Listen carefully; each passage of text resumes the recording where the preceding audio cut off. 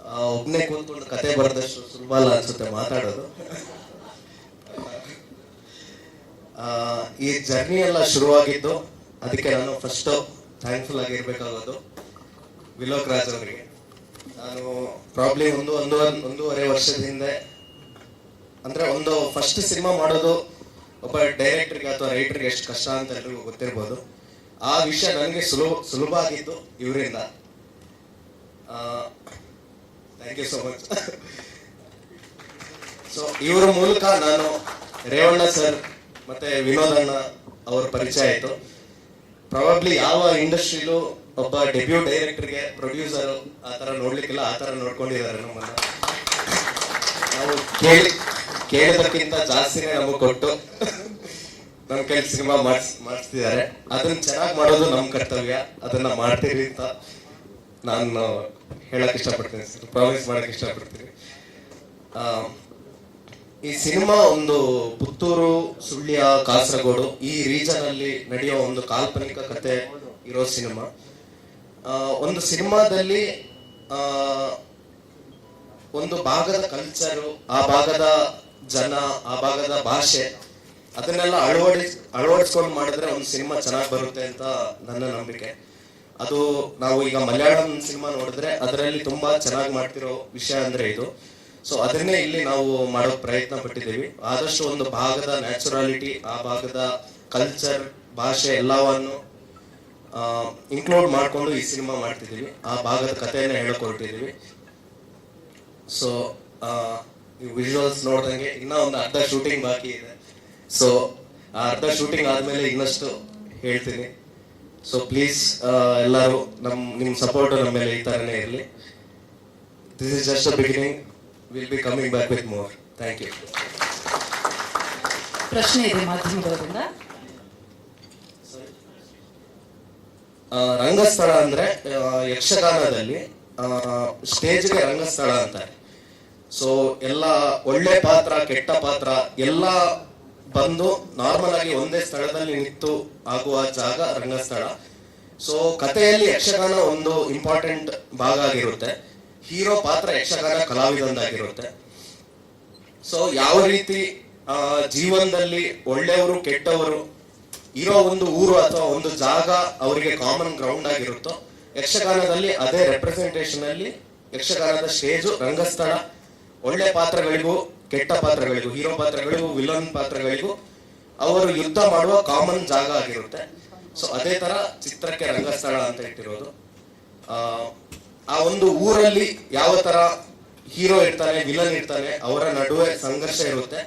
ಅದು ಈ ಯಕ್ಷಗಾನದ ಸ್ಟೇಜ್ ಮೇಲೆ ಆಗೋ ಸಂಘರ್ಷಕ್ಕೆ ಮೆಟಾಫರ್ ತರ ಇನ್ಕ್ಲೂಡ್ ಆಗುತ್ತೆ ಸಿನಿಮಾದಲ್ಲಿ.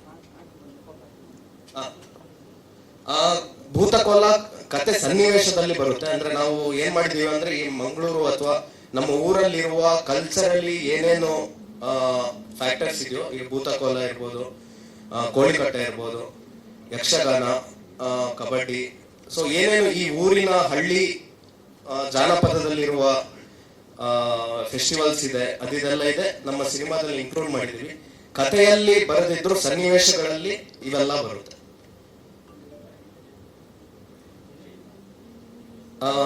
ನಾನು ಆಕ್ಚುಲಿ ಓದಿದ್ದು ಡೆಂಟಲ್ ಓದಿದ್ದು ಬೆಂಗಳೂರಲ್ಲಿ. 2012 ಬೆಂಗಳೂರಿಗೆ ಬಂದು ಓದ್ತಾ ಇದ್ದ ಟೈಮಲ್ಲೇ ಸಿನಿಮಾ ಮೇಲೆ ಇಂಟ್ರೆಸ್ಟ್ ಎಲ್ಲ ಹುಡ್ಕೊಂಡು ಶಾರ್ಟ್ ಫಿಲ್ಮ್ಸ್ ಅದು ಇದೆಲ್ಲ ಮಾಡ್ತಾ ಇದ್ದೆ. ಸೊ ಅದಾದ್ಮೇಲೆ 2 ವರ್ಷ ಚೆನ್ನೈಯಲ್ಲಿ LV ಪ್ರಸಾದ್ ಸ್ಟುಡಿಯೋ ಅನ್ನೋಲ್ಲಿ ಫಿಲ್ಮ್ ಸ್ಕೂಲ್ಗೆ ಹೋಗಿ ಒಂದು 2 ವರ್ಷ ಟ್ರೈನಿಂಗ್ ಮಾಡಿದೆ. ಸೊ ಅದಾದ್ಮೇಲೆ ಶಾರ್ಟ್ ಫಿಲ್ಮ್ಸ್ ಮಾಡೋದು, ಅಡ್ವರ್ಟೈಸಿಂಗ್ ಅಲ್ಲಿ ಅದರಲ್ಲಿ ವರ್ಕ್ ಮಾಡ್ತಿದ್ದೆ. ಒಟ್ಟಿಗೆ ಕತೆಗಳನ್ನು ಬರೆದುಕೊಂಡು ಯಾರಾದ್ರೂ ಸಪೋರ್ಟ್ ಮಾಡ್ತವ್ರ ಹುಡುಕಿದ್ದೆ. ಫೈನಲಿ ಸಿಕ್ಕಿದ್ದಾರೆ. ಸೊ ಇಲ್ಲಿ ಬಜೆಟ್ ನಾವು ಅನ್ಕೊಂಡಿದ್ದು, ಈ ಸಿನಿಮಾ ಶುರು ಮಾಡಿದಾಗ ಅನ್ಕೊಂಡಿದ್ದು ತುಂಬಾ ಕಮ್ಮಿ ಬಜೆಟ್ ಅಲ್ಲಿ ಸಿನಿಮಾ ಮಾಡಿ, ಚಿಕ್ಕ ಕ್ಯಾಮರಾಗಳು ಯೂಸ್ ಮಾಡಿಕೊಂಡು ಕಮ್ಮಿ ಬಜೆಟ್ ಅಲ್ಲಿ ಹೊಸ ಆಕ್ಟರ್ಗಳನ್ನ ಹಾಕೊಂಡು ಶುರು ಮಾಡೋದಂತ ಹೊರಟಿದ್ದು. ಯಾವಾಗ ನಾವು ವಿನೋದ್ ಅಣ್ಣನ ಮೀಟ್ ಆದ್ದು, ಅವರೊಂದು ಲಾಜಿಕಲ್ ವಿಷಯ ಹೇಳಿದ್ರು. ಈಗ ಸಿನಿಮಾ ಚೆನ್ನಾಗಾಗ್ಬೇಕಾದ್ರೆ ಬಜೆಟ್ ಡಿಸೈಡ್ ಮಾಡೋನು ನೀನಲ್ಲ, ನಾನು ಅಂತ.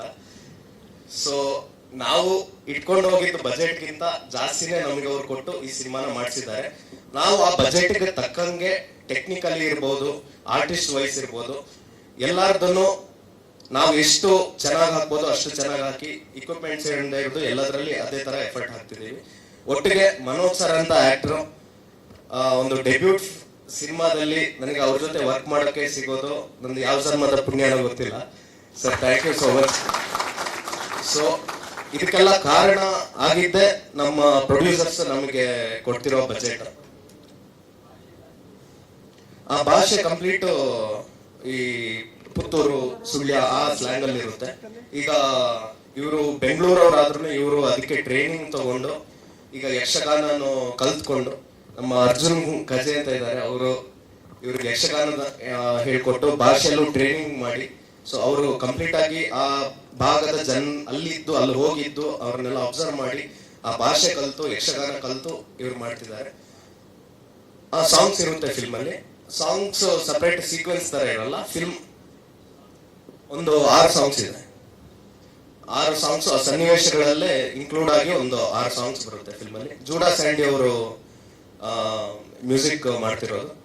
ತುಂಬಾ ಚೆನ್ನಾಗಿ ಮ್ಯೂಸಿಕ್ ಬರ್ತಾ ಇದೆ. ನಾವು ನಿಮ್ಗೆಲ್ಲ ಅದನ್ನ ಕೇಳ್ಸೋಕ್ ಕಾಯ್ತಾ ಇದೀವಿ ಆದಷ್ಟು ಬೇಗ.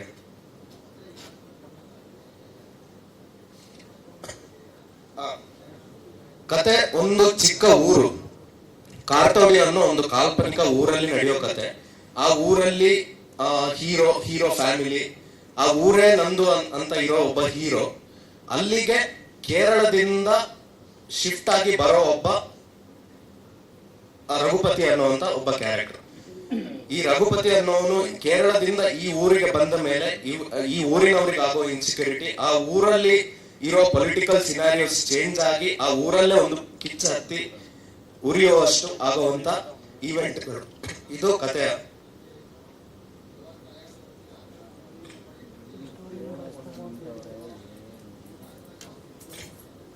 ಅದೇ ನಾನು ಹೇಳ್ದಂಗೆ ಈ ಎಲ್ಲ ಕಲೆಗಳು, ಎಲ್ಲ ಕ್ರೀಡೆಗಳು ಸಿನಿಮಾದಲ್ಲಿ ಬಂದು ಹೋಗ್ತವೆ.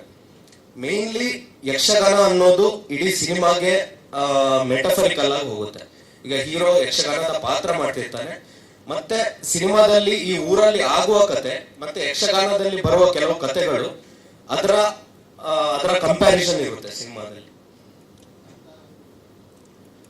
ಕಾಂತಾರ ಅನ್ನೋದಕ್ಕಿಂತ ಇದು ನಾನು ಹುಟ್ಟಿ ಬೆಳೆದಿರೋ ಜಾಗ, ಮತ್ತೆ ನಾನಲ್ಲಿ ನೋಡಿರೋ ಸನ್ನಿವೇಶಗಳು, ನಾನಲ್ಲಿ ನೋಡಿರುವ ಜನ, ಕಲ್ಚರು, ಈವೆಂಟ್ಗಳು ಇದೇ ಸ್ಫೂರ್ತಿ.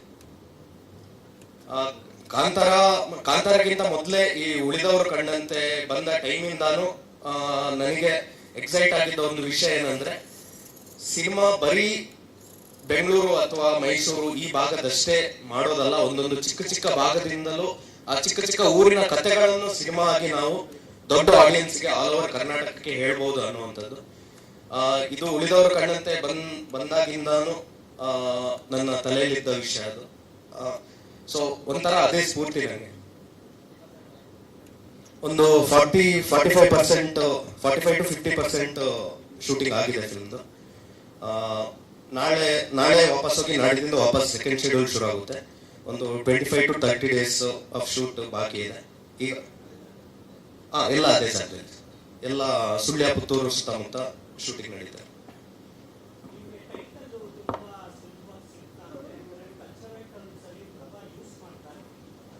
ಹೌದು. ಅಂದ್ರೆ ನಾವು ಯಕ್ಷಗಾನ ಇದಕ್ಕೆ ಬಂದಾಗ ಇದೊಂದು ಕಾಮನ್ಲಿ ಯೂಸ್ಡ್ ವರ್ಡ್ ಇದು. ಅಂದ್ರೆ ಯಾವ ತರ ಅಂದ್ರೆ ರಂಗಸ್ಥಳ ಪ್ರವೇಶ ಅಥವಾ ರಂಗಸ್ಥಳ ಅಂತ ಕಾಮನ್ಲಿ ರೆಫರ್ಡ್ ವರ್ಡ್ ಅದು ಯಕ್ಷಗಾನ ಇದರಲ್ಲೆಲ್ಲ ಯೂಸ್ ಮಾಡುವಾಗ. ಸೊ ಇನ್ನೊಂದು ನನಗೆ ಆ ಟೈಟಲ್ ನ ಮೇಲೆ ಅಷ್ಟು ಇಂಟ್ರೆಸ್ಟ್ ಯಾಕೆ ಬಂತು ಅಂದ್ರೆ, ಅದೊಂಥರ ನ್ಯೂಟ್ರಲ್ ವರ್ಡ್ ಅದು. ಅದೊಂದು ಕಾಮನ್ ಜಾಗ. ಒಳ್ಳೆಯವರು ಕೆಟ್ಟವರು, ಈಗ ಯಕ್ಷಗಾನದಲ್ಲಿ ಬಣ್ಣದ ವೇಷ, ದೇವವೇಷ ಈ ತರ ಎಲ್ಲ ಹೇಳ್ತೀವಿ. ಸೊ ಇವರೆಲ್ಲ ಕಾಮನ್ ಒಂದು ಕಡೆ ಬಂದು ಜಗಳ ಆಡೋ ಕಾಮನ್ ಗ್ರೌಂಡ್ ಅಂದ್ರೆ ರಂಗಸ್ಥಳ. ಇದು ಲೈಫ್ ಅಲ್ಲಿ, ಜೀವನದಲ್ಲಿ ಯಾವುದೇ ಜಾಗ ಇರ್ಬೋದು. ಒಂದು ಊರಾದ್ರೆ ಅದರಲ್ಲಿ ಒಳ್ಳೆಯವರು ಇರ್ತಾರೆ, ಕೆಟ್ಟವರು ಇರ್ತಾರೆ, ಎಲ್ಲಾ ತರದ ವೇಷಗಳು ಇರ್ತವೆ. ಸೊ ಆ ಮೆಟಫರ್ ಅಲ್ಲಿ ಈ ರಂಗಸ್ಥಳ ಅನ್ನೋದು ತುಂಬಾ ಆಪ್ಟ್ ಟೈಟಲ್ ಅನ್ಸ್ತು. ಸಿನಿಮಾದಲ್ಲಿ ಹೀರೋಗೂ ವಿಲನ್ಗೂ ಈಕ್ವಲಿ ಬರುವಂತ ಟೈಟಲ್ ಅದು. ಓಕೆ, ಮೊದಲ ಸಿನಿಮಾದಲ್ಲಿ ಇಷ್ಟೊಂದು ಕ್ಲಾರಿಟಿ ನೋಡಿ ತುಂಬಾ ಖುಷಿ ಆಯ್ತು. ಫಸ್ಟ್ ಮಾತಾಡಿ. ಎಲ್ರಿಗೂ ನಮಸ್ಕಾರ. ನನ್ನ ಹೆಸರು ಶಿಲ್ಪಾ ಕಾಮತ್. ನಾನು ಮಂಗಳೂರವಳು. ಮೂವೀಸ್ ಯಾವುದು ಮಾಡಿರಲಿಲ್ಲ, ಒಂದು ಶಾರ್ಟ್ ಮೂವಿ ಮಾಡಿದ್ದೆ. ಅದಾದ್ಮೇಲೆ ಇವರು ಕಾಸ್ಟಿಂಗ್ ಮಾಡ್ತಿದ್ದಾರೆ ಅಂತ ಒಂದು ಪೋಸ್ಟರ್ ನೋಡಿದೆ. ಸೊ ಅದಾದ್ಮೇಲೆ ನಾನು ಅಪ್ಲೈ ಮಾಡಿದೆ. ಅವರು ಬ್ಯಾಂಗ್ಳೂರಿಗೆ ಕರೆದ್ರು, ಆಡಿಷನ್ ಆಯಿತು, ಸೆಲೆಕ್ಟ್ ಆದೆ.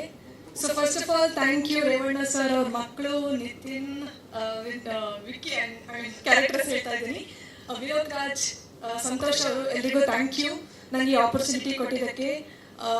ಫ್ರೆಶ್ ಫೇಸ್, ಆ್ಯಕ್ಚುಲಿ ಏನು ಹೇಳೋದು,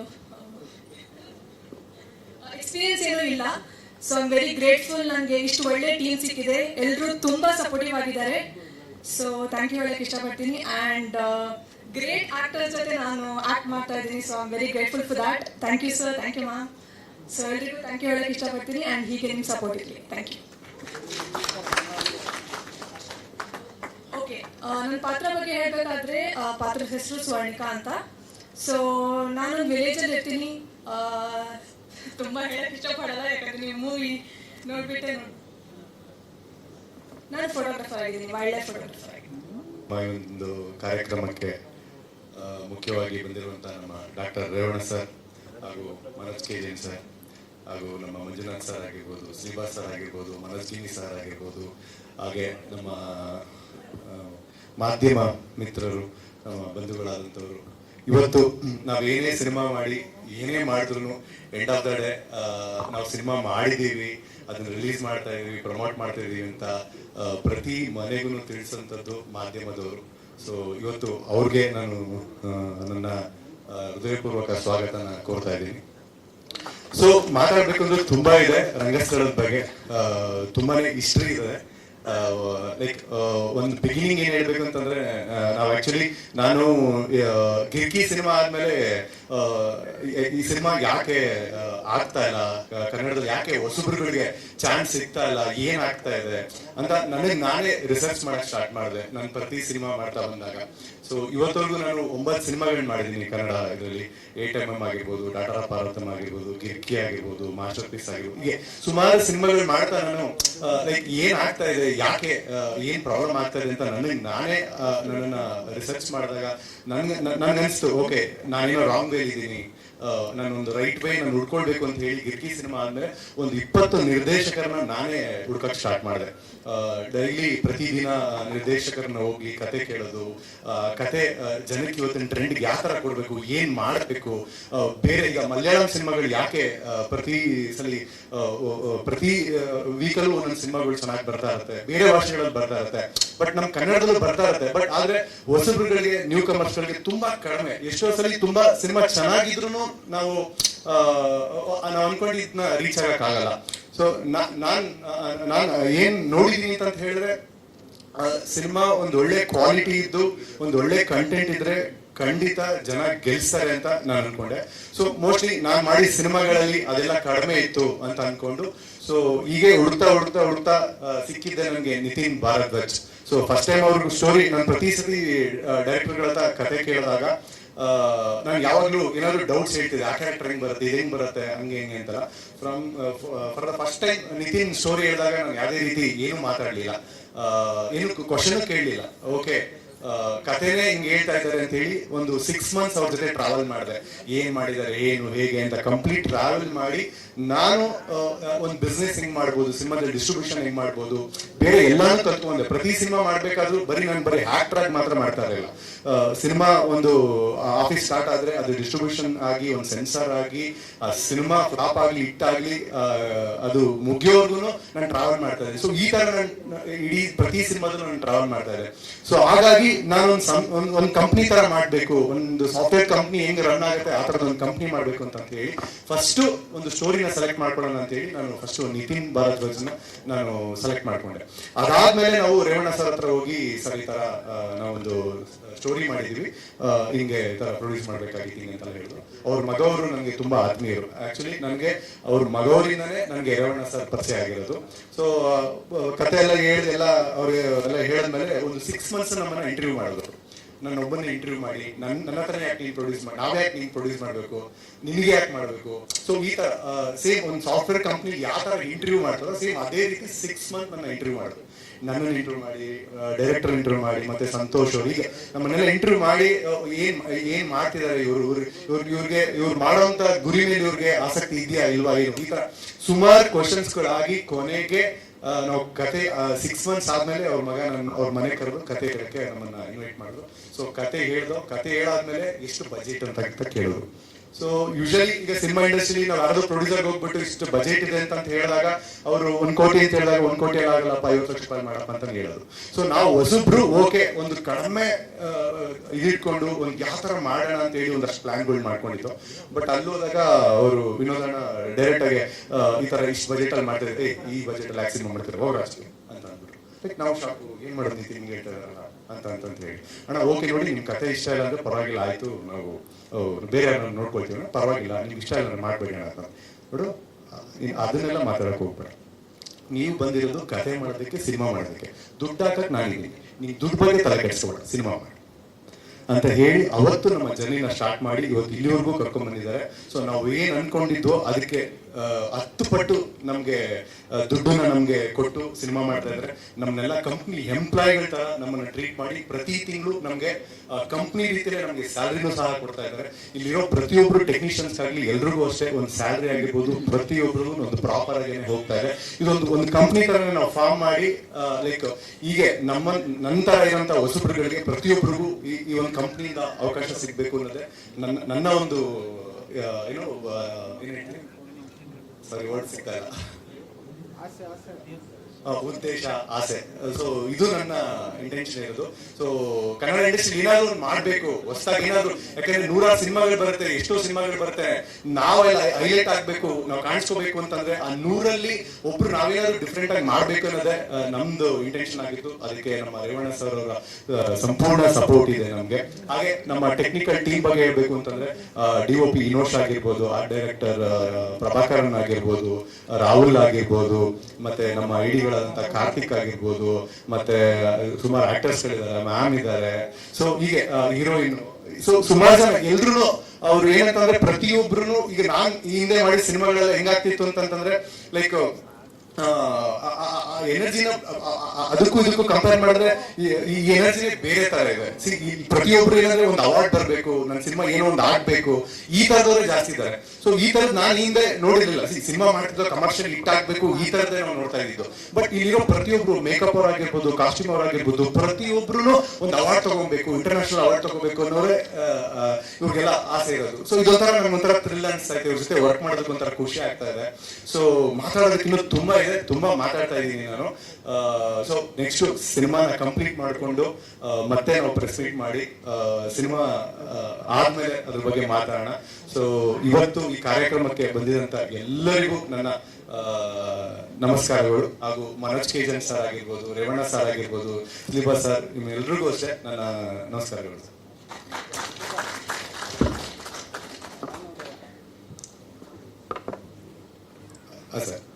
ಸರ್ ಅದೇ ಈಗ ಈ ಸಿನಿಮಾದಲ್ಲಿ ಒಬ್ಬ ನಂದು ಕ್ಯಾರೆಕ್ಟರ್ ನೇಮ್ ಬಂದ್ಬಿಟ್ಟು ವಿಕ್ಕಿ ಅಂತ ಹೇಳಿ, ಇಡೀ ಸಿನಿಮಾ ನೋಡಿದಾಗ ನಾನು ಎಲ್ಲ ಕಥೆ ಎಲ್ಲ ಕೇಳಿ ಎಲ್ಲ ಆಯ್ತು, ಎಲ್ಲ ಟ್ರಾವೆಲ್ ಆದ್ಮೇಲೆ ಒಂದು ಸ್ವಲ್ಪ ದಿನ ಒಂದು 15-20 ಡೇಸ್ ಆದ್ಮೇಲೆ ನಿತಿನ್ ಕೇಳಿದೆ, bro if you don't mind villain character ನಾನು ಮಾಡಲ್ಲ ಸರ್.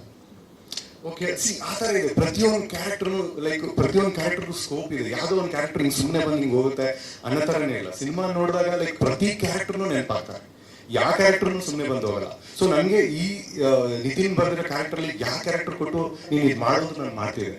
ಸೊ ಪ್ರತಿ ಕ್ಯಾರೆಕ್ಟರ್ಗೂ ಆ ತರ ಒಂದು ಸ್ಕೋಪ್ ಇದೆ. ಸೊ ನನ್ನ ಕ್ಯಾರೆಕ್ಟರ್ ಅಂತ ಬಂದಾಗ ವಿಕ್ಕಿ, ಒಂದು ನನ್ನ ಹೆಸರು ವಿಕ್ಕಿ, ನಮ್ಮ ಅಣ್ಣನ ಹೆಸರು ಪಕ್ಕಿ ಅಂತ ಹೇಳಿ. ಸೊ ಯಾವ ತರ ಒಂದು ಊರಲ್ಲಿ ಒಬ್ಬ ಹುಡುಗ, ಒಬ್ಬ ಒಂದು ನಮ್ಮ ಫ್ಯಾಮಿಲಿ ಒಂದು ಒಳ್ಳೆ ಬ್ಯಾಕ್ ಗ್ರೌಂಡ್ ಇಟ್ಕೊಂಡು ಅವ್ನು ಯಾವ ತರ ಊರಲ್ಲಿ ಹಿಂಗೆಲ್ಲ ಮಜಾ ಮಾಡ್ಬೋದು, ಏನೆಲ್ಲ ಮಾಡ್ಬೋದು, ಒಬ್ಬ ನಿಜವಾಗ್ಲೂ ಒಬ್ಬ ಕಾಮನ್ ಒಂದು ಹುಡುಗನ ಲೈಫಲ್ಲಿ ಏನೆಲ್ಲ ಆಗುತ್ತೆ ಅನ್ನೋದನ್ನ ಒಂದು ನೀಟಾಗಿ ತೋರಿಸೋದಕ್ಕೆ ನಿತಿನ್ ಟ್ರೈ ಮಾಡಿದ್ದಾರೆ. ಹಾ ಸರ್, ಒಂದು ತ್ರೀ ಮಂತ್ಸ್ ಇಂದ ಯಕ್ಷಗಾನ ಕಲಿತಾ ಇದ್ದೀನಿ, ಮತ್ತೆ ಮ್ಯಾಂಗ್ಳೂರ್ ಲ್ಯಾಂಗ್ವೇಜ್ ಕಲಿತಾ ಇದ್ದೀನಿ. ಸೊ ಪ್ರತಿ ಸತಿ ಡೈಲಾಗ್ ಹೇಳಿದಾಗೂ ಡೈರೆಕ್ಟರ್ ನೋಡೋದಕ್ಕಿಂತ ನಮ್ಮ ಅರ್ಜುನ್ ಕಜೆ ಅವ್ರನ್ನ ನೋಡ್ತಾ ಇರ್ತೀನಿ. ಓವರ್ ಬರ್ತಾರೆ ಇವ್ರು ಹೇಳೋದಕ್ಕಿಂತ ಮುಂಚೆ ಅದೇ ಇದೇ ತಪ್ಪಾಗಿದೆ ಅದು ತಪ್ಪಾಗಿದೆ ಅಂತ ಹೇಳಿ.